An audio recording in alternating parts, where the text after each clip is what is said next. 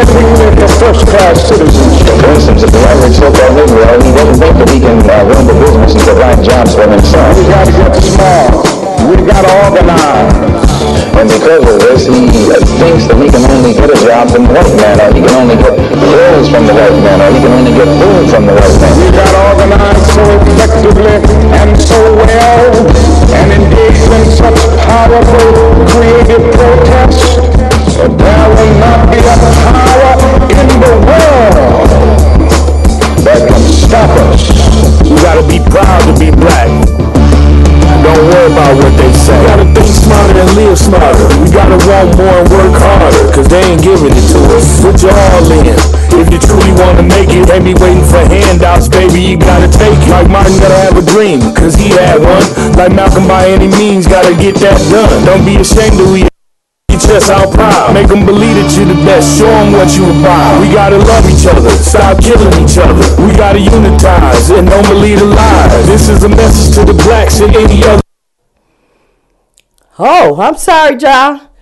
That was it wasn't done. Okay, I didn't know where you wanted to stop at, so I kept on looking for you for a signal. So oh, you was waiting for me to say it? I'm sorry, but that's all right. See y'all, everybody. How y'all doing today? Glad to see that you are here, or pray that you are watching our program this day. Amen. I am your host, Catherine Hunter Williams, and along with me is my co-host, Blake. Hello, everybody. Ms. Catherine Blake.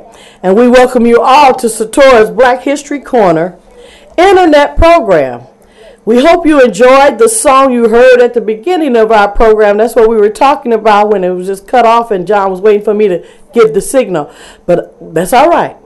What you did hear, I hope you liked. It's called Be Proud to Be Black by Flint's own rapper, TP, the Product. Amen.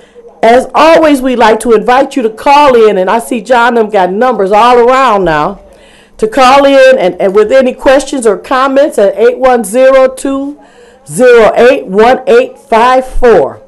We not only tell our story about past great heroes and sheroes, but we also speak about those living in present day. And today, on the present day, we're going to talk about Jackie Robinson, even though he's gone. But they're doing a movie about him. But we're going to talk some more about his story, or our story. And Ms. Blake is going to talk about Misty Copeland. Yeah, Miss Misty Copeland. Yep. So these are people, American African men and women, who have made many contributions and achievements, not only here in America, amen, but around the world. And I was early on Dr. Moss's show, George Moss show, What's Going On. We were talking about April 4th was Martin. Is today April 4th? What's today? Today is the 8th. I'm sorry. That was Martin had been dead for 45 years, and they taken some comments and different things about it. So, but look what he did in his time. He set the world on fire. Amen. Amen. So this is what these. That's why I said not just in America, but also around the world. Absolutely. The contributions they did. Okay. You got any comments or? Well, yes, I do. I am so glad that someone has taken on the initiative to make movies about some of our heroes and sheroes. Mm-hmm. They got, what's her name, Angela Davis. Right. They coming out with her. Was it Friday? They came, but it's in selected theaters. That's the only thing. It's not national, because we wanted to go see it. A documentary about her, her life. Yeah, that's good. Yeah, I'm really. And I think it's good because we was on Dr. Ma's show. We was talking about our children, our youth don't want to know our history, but they will sit there and watch a movie. That's right. That's right. Yeah, and that's good. So that we are not the only ones out here promoting our history or our stories. Mm-hmm. We have other people that's taking up the cause also. Absolutely. Yep, that's awesome. Amen. So if y'all can, I don't know if it's out there, the Trillion. The Trillion is usually the movie place. They don't bring it all the way up into Flint, but they will have like this documentary about Angela Davis. That's a good place to have it too. That's where they have it. Yeah, that's where they usually have it. They you can look all over Flint, you don't see it, but it's out there. Mm-hmm. That's in Grand Blanc. But that's why I say selected theaters. But the Jackie Robinson number 42. It's everywhere. And it's going to make its debut on the 12th of this month. Amen. So we're looking forward to him. And that's what our story is going to be about today is Jackie Robinson. And Jackie, his name is Jack Roosevelt Jackie Robinson. He was born January 31st, 1919, into a family of sharecroppers in Cairo, Georgia, during a Spanish flu and smallpox epidemic. I don't know if John got it up there or not. He was the youngest of 5 children. Okay, good. After siblings Edgar, Frank, Matthew, nicknamed Mac, and Willa Mae. He was an American African baseball player who became the first American African to play in Major League Baseball. And that's quite an accomplishment. MLB, but he went through a lot of stuff. Go see the movie. A black man in white baseball. That's what they said. A black man and playing white. Robinson broke the baseball color line when the Brooklyn Dodgers started him at first base on April 15, 1947, as the first major league team to play a black man since the 1880s.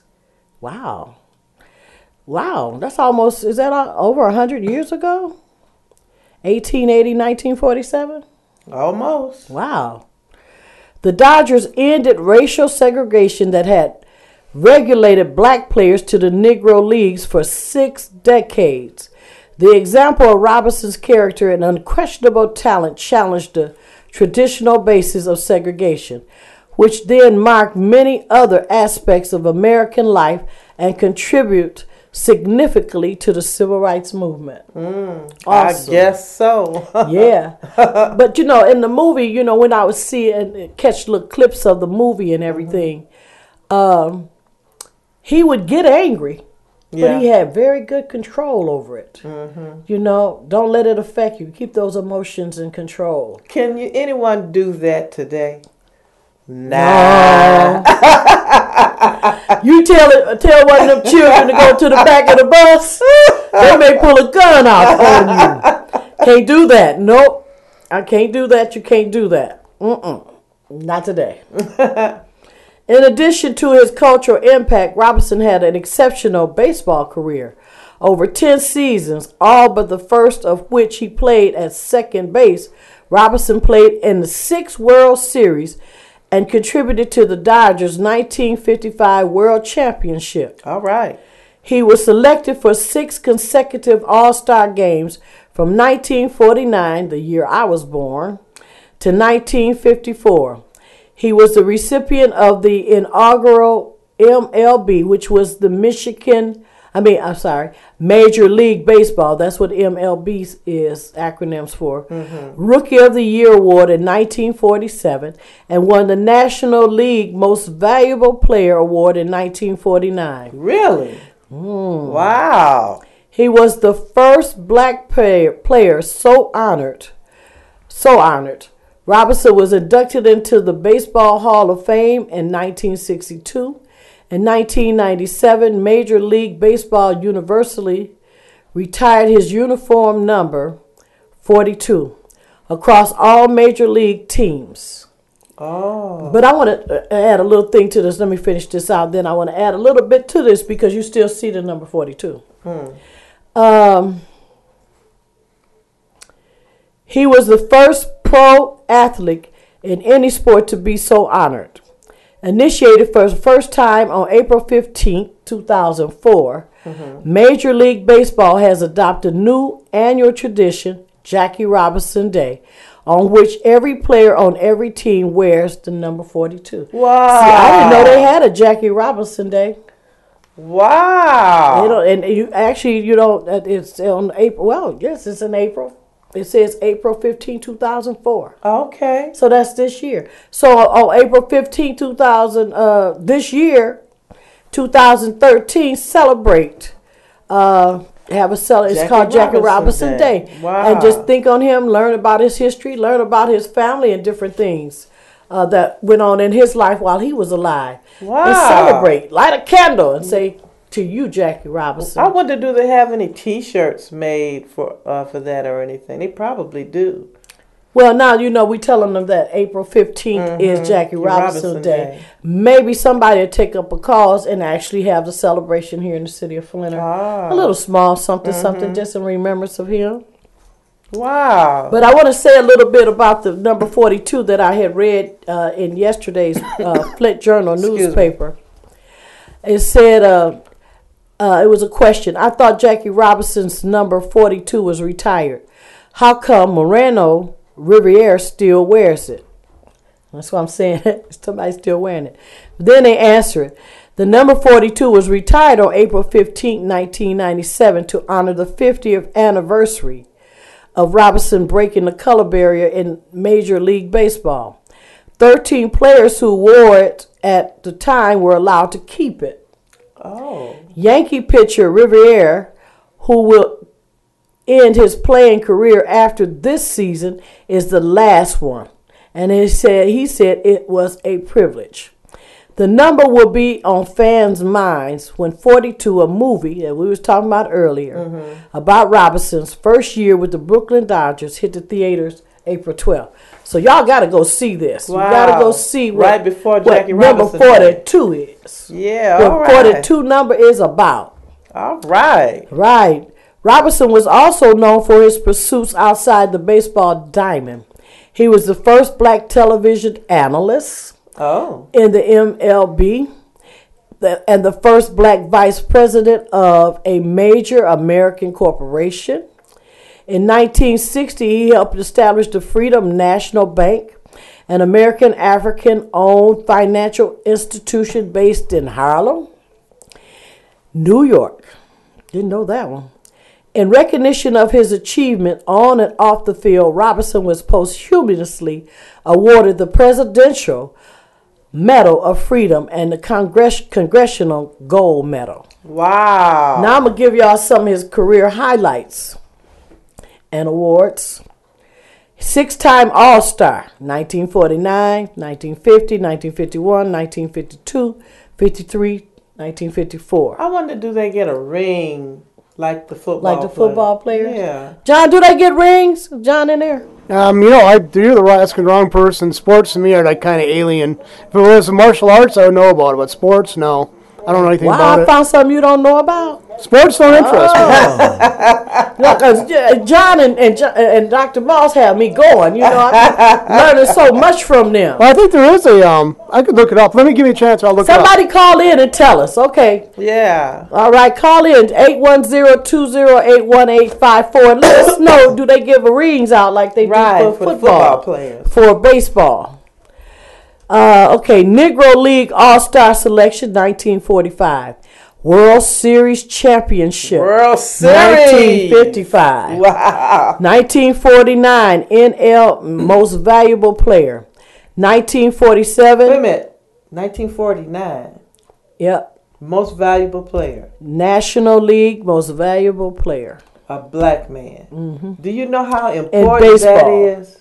You know, in that time, 1949, how Jim Crow was so strong in this country still? That is quite an accomplishment.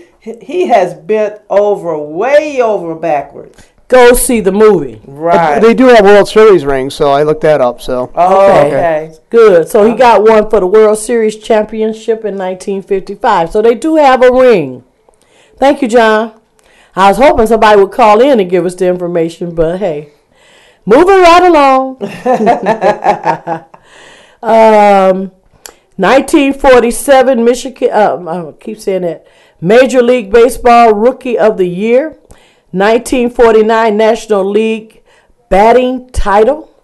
2 times National League Stolen Bases. Wow. Stolen bases. I used to love to play baseball and steal bases. Let's put them out there, Champion. 1947 and 1949. Jersey number 42 retired by all Major League Baseball teams. Major League Baseball All-Century Team. All right. That's quite an accomplishment. That's quite a career that he had. But I want to see the movie, and I want to see how well, they say Harrison Ford is playing the guy of the manager. How he got on the team? How did he get him on the team with all that stuff that was going on? I know. I saw that little bit about that too. It wasn't easy. It was something hard that they went through to get him on the team. Okay. Especially back in those days. Yeah. Because then, you know, I seen a clip where they hit him in the head with the ball. I mean, it's just a lot of racial hatred was going on then. That's why they started that black league, Negro league. Right. Because of they couldn't play white baseball, so they started their own. I was listening to a person. There was a movie out on the Negro League too. Yeah, with Richard Pryor, I think he was a part of it. Yeah. So y'all go find that too. That's probably on the internet. You can go look at that too and get the history on that. I want to go a little bit to his when he was going to college. After graduating from PGC in spring 1939, which was Pasadena Junior College, Robinson transferred to UCLA. What? UCLA? Where he became the first school's athlete to win varsity letters in 4 sports. What? 4 sports.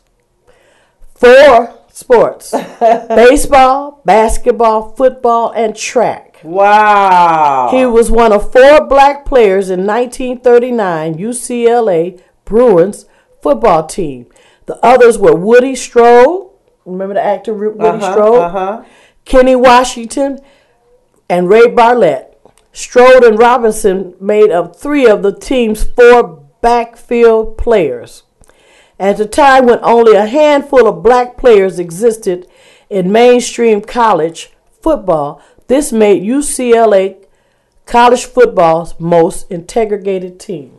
Wow. So he was on the move before he got into baseball, y'all. Oh, yeah. In track and field, Robinson won the 1940 NCAA Men's Outdoor Track and Field Championship in the long jump, jumping 24 feet. Wow. Jumping 24 feet, 10 1/4 inches, which is 7.58 millimeters. And I'm not sure what millimeters that is in miles. Is that a mile? I'm not sure what that is. Somebody call in and let us know. Belying his future career, baseball was Robinson's worst sport at UCLA. Wow. See, this has a little bit of information for the people to know about him. He hit .097 in his only season, although in his first game he went 4 for 4 and twice stole home. So he wasn't really into baseball at all. Not at all. He wasn't good at it. While a senior at UCLA, Robinson met his future wife, Rachel Isom, a UCLA freshman who was familiar with Robinson's athletic career at PJC, which is Pasadena Junior College. In the spring semester of 1945, despite his mother's and Isom's reservation, Robinson left college just shy of graduation. He took a job as an assistant athletic director with the government's National Youth Administration at Escatero, California. After the government ceased NYA, National Youth Administration operations, Robinson traveled to Honolulu in the fall of 1941 to play football for the semi-professional, racially integrated Honolulu Bears. I didn't know that. Honolulu, am I saying that right? Honolulu Bears? Yeah. Like Chicago I didn't Bears? know they had a football team. Right. Well, semi-professional. Semi-pro. After a short season, Robinson returned to California in December 1941 to pursue a career as running back for the Los Angeles Bulldogs of the Pacific Coast Football League. By that time, however, the Japanese attack on Pearl Harbor had taken place, drawing the United States into a World War II and ending Robinson's nascent football career. All right, that's just some good little highlights about him and some things you probably didn't know. He was died. I like to say joined his ancestors on October 24th, 1972, at age 53. He died young. In Stamford, Connecticut, United States. He batted from the right and he threw from the right. April 15, 1947, for the Brooklyn Dodgers. That was where he played. That's the number he had. I wanted to say 1942, but never 42. His last MLB appearance, October 10th, 1956, for the Brooklyn Dodgers. Career stats, batting average was .311.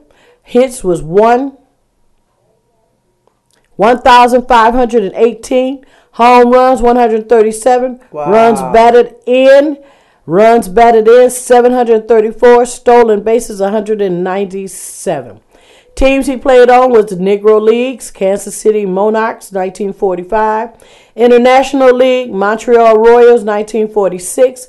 Major League Baseball, Brooklyn Dodgers, 1947 to 1956. That's our story about Jackie Robinson.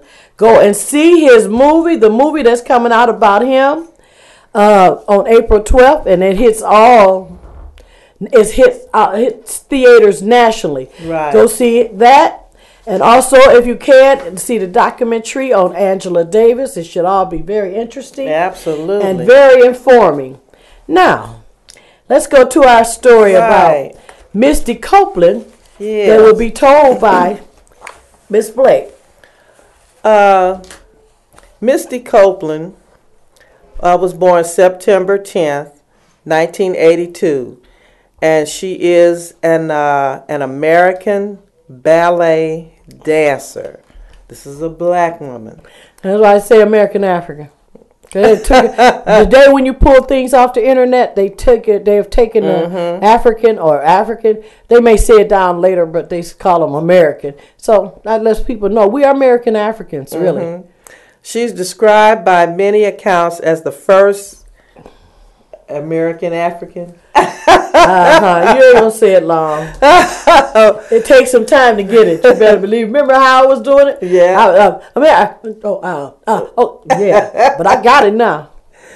She was the first American African female soloist for the American Ballet Theater. Look at that woman's legs, y'all, and right up on the tip of her toes. Look at her. Right. That is so awesome.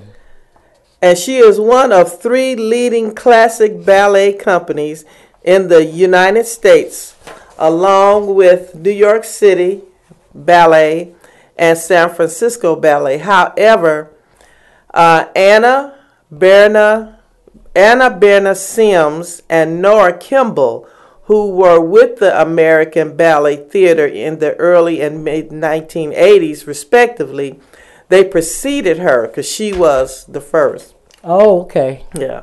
Good. In this role as the third American African soloist and the first in 2 decades with the American Ballet Theater, she has endured the cultural pressures associated with it. You know, what's the lady's name that she was a dancer? She's Felicia Rashad's sister. Debbie Allen. Yeah, Debbie Allen. You know, they had talked about her so bad, they wouldn't even let her get in because they said her body was not ballet material. Really? Yeah, we may do a story on her. Yeah. I met her down in St. Louis, Missouri. Did you really? Pictures. Yeah, that's when they first made, what the president made the Underground Railroad a national event, and they had the opening in St. Louis, Missouri. And well, that might have been a good thing for her because look what she did. Look at her. Yeah. She's an accomplished dancer and everything. Yeah. She didn't stop. That's why you got to keep going forward. Don't let this stuff stop you. Don't let that stuff get in you. That's right. And stop you. You know, you just got to keep going. I don't know, going forward. But look at this picture of this woman. Y'all see her? Look at her.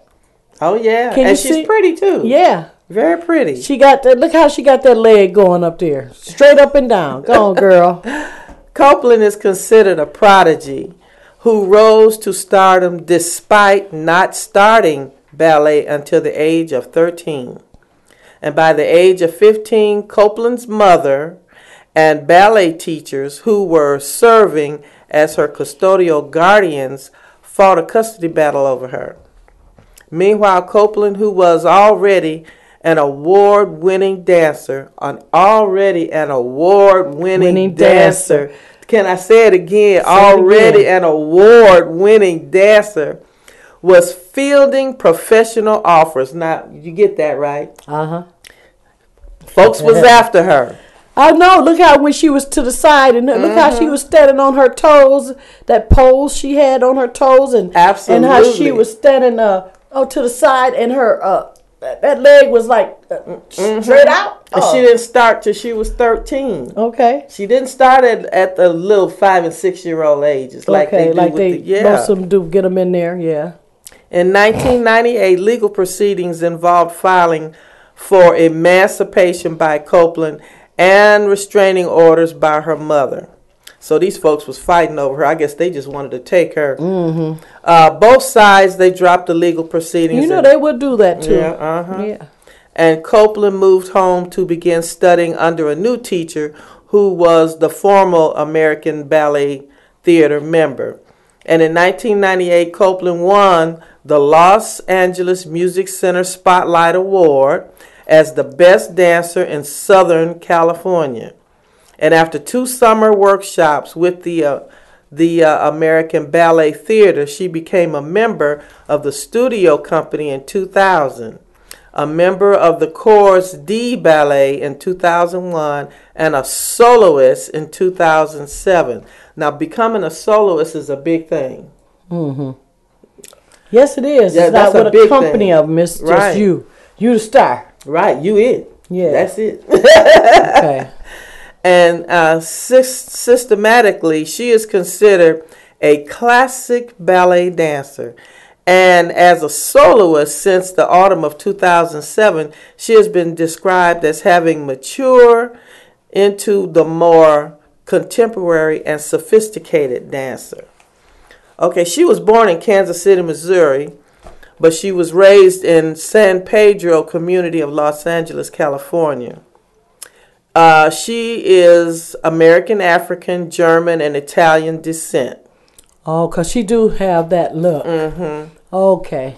And Copeland is the youngest of Sylvia de la Serna's 4 children from her second marriage. Mm-hmm. And her siblings from the marriage are Erica Stephen Copeland, Douglas Copeland Jr., Christopher Ryan Copeland, and also she has 2 younger half-siblings, Lindsay Monique Brown, which is a former track star of the Chico State University, and Cameron Coa de la Serna, one each from her mother's 3rd and 4th marriage. You go, girl. Yeah. Sylvia de la Serna, and former Kansas City Chiefs cheerleader, had studied dance. Now, at the age of 11, she found her first creative outlet at the Boys and Girls Club, which still exists today. Oh, okay. Yeah. Woodshop class. I liked woodshop when I was in school, too. Mm-hmm. I used to make rockets out of wood. I liked the cooking. And we had that homemaking class or whatever it's called. Oh, nah. I liked it. That got on my nerves. I like making sewing and cooking. No, yeah, well, that's because that's where they had us with us girls. That's how y'all roll. You know, when you get out here in the world, you need to know how to cook and sew and with gingham, material and all that stuff. Making your for years, so that went on like whatever, you know. Yeah. Okay. Instead of having me in typing. I remember walking down, and I went to Northern High School, the old Northern. And the classes that they had us in, and I would be walking down the hallway, and I'm looking at the white girls in there just typing. They learning the skills out to get when they graduate from school to do out when they get out into the world. They had me in waitress training. Okay. I took typing. I didn't have no typing. I did. Blacks didn't have typing at Northern High School when I was going there. And that's in the 60s, y'all. Right. Might have changed later, but not. Okay, Copeland never studied ballet or gymnastics formally until her teenage years, and however, she did enjoy the choreography, flips, and the dance moves. To Oh, she did that for Mariah Carey's song in her youth. Mariah Carey. Yeah, Okay. she did choreography, flips, and dances moves to Mariah Carey songs. What was the song? Oh, to her songs. To her songs. Oh, okay. Yeah. Oh, so she was knew who dancing she was. then. She just didn't have the Star. Right. Copeland's natural. See, this was all natural for her. Mm-hmm. Natural presence and skill came to the attention of her drill team coach, Liz Canteen, at Dana Middle School in San Pedro. And she was first introduced to ballet in the classes at her local Boys and Girls Club. Mm-hmm. Wow. You know, we have a Boys and Girls Club here. And Big Brothers and Big Sisters. That's right. And so you see how you can get turned on to certain things. So that's a part of creativity. They must have had some ballet classes or something going on with them. Hey, check it out, y'all. Absolutely. Parents, check it out. Get your children something to do. Dilla Cerner allowed Copeland to go to the club after school until the workday ended, and Cynthia Bradley, a former working dancer with companies in San Diego and Virginia and Kentucky, taught free ballet class there once a week. Awesome. And once a week, free classes. And that's usually the way it is at Boys and Girls Club. Mm-hmm. The Big Brothers and Big Sisters, they have mentors that take them out and do different things. But Boys and Girls Club, they have things like that at the place. They saw something in her. Mm-hmm. They saw that she was a natural. Okay. Yeah. Yeah. And Bradley invited Copeland to attend classes at a small local ballet school in San Pedro Dance Center. Now, she invited her to come, but who was going to pay for that? Okay. Okay, well. Somebody paid for it because she did it, didn't she? Right. However, Copeland's initially declined the offer because her mother did not have a car. Oh. And her older sister, Erica, was working 2 jobs. And Copeland began her ballet studies at the age of 13 at the San Pedro Dance Center with Cynthia Bradley, began picking her up from school. Where there's a will, there's a way. Soon after, she and her mother moved to a motel in Gardenia, California, and they signed a management contract as well as a life story contract, and Copeland moved in with Bradley. Wow. Mm-hmm. All right. She spent the week. Just gave me this look. We both said wow at the same. I said, and we looked at each other. All right now. You know what that means. Money. Okay now. She spent the weekends with Bradley near the coast, and the weekends at home with her mom. A 2-hour bus ride away. Mm-hmm. At the age of 14, Copeland was the winner of the National Ballet Contest and won her first solo role. Now, this is something similar to what Gabby did. Okay. Remember when she had to move to work on her gymnastics a little bit more, and she would come to her mom's house on holidays, and because she didn't live there. She didn't live. Her mother sent her away to get trained. But sometimes I get to thinking, some folks have another agenda. You see this spark in this person, this natural ability, and the first thing that goes them off in their mind is dollar signs. Yeah, and if my daughter make it, I make it. Right, And then they want to take, you didn't do this, I did this, and the money belongs to me. And if it wasn't for me, you wouldn't. Well, we know how that goes. Yep, especially if they have no control. Right. A lot of times when they become adults themselves, then it's a whole nother story. Right. They take over their own management. Well, she became such a great dancer, and for the American the ballet company, a great ballet company, and she also had dance wear. She has a line of dancewear. She produced a celebrity calendar, and in the late 2012, she was seeking publication for 2 books, a memoir and an illustrated youth book. One is called The Firebird, and it's with choreography by Alexis Ratmansky. That's a book? Uh-huh. The Firebird. Okay. That sounds like a car, you know. Yep. The Firebird. And it premiered on March 29th, 2012. This was a performance, too. Oh, The Firebird was a performance, or it's a book? That's a book. Okay. That's a book. And there's also... For children? Or it's a children's book. Okay. And it's also with the choreography of this Alexia Redmansky at the Surstrom Center for the Arts in Costa Mesa, California. And that premiered March 29th in 2012. And the performance was held in Los Angeles Times as one of the year's best dance performances. Okay. And in January 2013, Dr. Pepper began airing an ad campaign featuring the unique individuals such as Copeland. And later that month, she announced that she was working on 2 other books. Okay. Yeah. This was it's by Touchstone Books label. It's a picture book for the P.G. Putnam Sons for Young Readers label. Oh, okay. Yeah. Another children's book. Another children's book. With pictures. This was a picture book. Okay. Good. So we got a little something on her. You know, she was, there's a lot of information about her custody battle, and I understand that totally. But she was quite a dancer. She auditioned.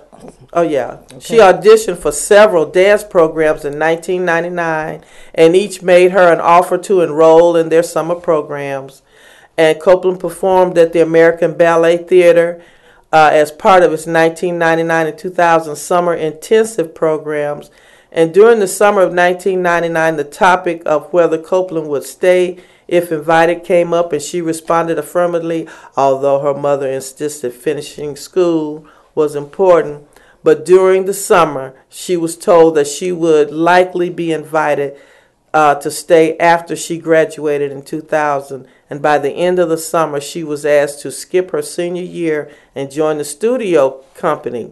And Copeland returned to California for her senior year, even though the American Ballet Theater arranged to pay for her performances, her housing, her accommodations, and her academic arrangements. Oh, wow. Yeah, that goes to show that was a full scholarship. It's like what you said, if there's a will, there's a way. There is a way. And even the you run national... out of time, John?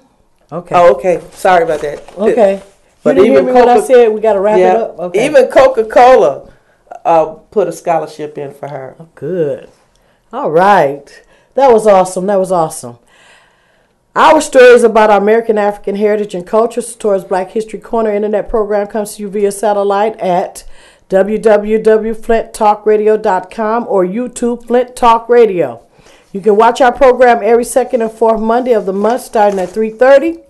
Also, be sure to watch what's going on with political pundit Dr. George Moss every Monday at 2 p.m. Finally, as always, I like to say asante, which means thanks in Swahili, to all of you who have watched our stories today. And if you like what you have seen and heard, please pass it on to others. Today, our stories was about Jackie Robinson and Misty Copeland, and we hope you enjoyed it. In the meantime, while you're waiting for our next program, keep on keeping on with us, along with the sounds of TP's CD single, Be Proud to Be Black. And if you would like to purchase the CD single, you can contact TP at 810-962-3258. That's 810-962-3258. Now be sure to tell him you heard his song on Satora's Black History Corner. May God bless you. John has let me know we got to get off. Keep you safe and in his perfect hotel, which means peace. Being importance of moral reformation, a knowledge of We self. must work passionately and unrelentingly for first-class citizenship. For instance, if the average so-called Negro, he doesn't think that he can run the business and provide jobs for himself. We got to get smart. We got to organize. And because of this, he thinks that he can only get a job from the white man, or he can only get clothes from the white man, or he can only get food from the white man. We got to organize so effectively and so well and engage in such powerful creative protests that there will not be a power in the world that can stop us. We gotta be proud to be black. Don't worry about what they say. We gotta think smarter and live smarter. We gotta want more and work harder, cause they ain't giving it to us. Put your all in. If you truly wanna make it, ain't be waiting for handouts, baby, you gotta take it. Like Martin gotta have a dream, cause he had one. Like Malcolm, by any means, gotta get that done. Don't be ashamed of who you are, stick your chest out proud. Make them believe that you're the best, show them what you about. We gotta love each other, stop killing each other. We gotta unitize and don't believe the lies. This is a message to the blacks and any other minority. Live well and love self, that's the priority. Been taught for so many centuries that there are nobody is not easy. So that very made you and me hate our African identity. Maybe the English language should be reconstructed so that teachers will not be forced to teach the Negro child 60 ways to despise himself and thereby perpetuate his false sense of inferiority. Our features and our skin and our blood while we have to end up hating ourselves. It made us feel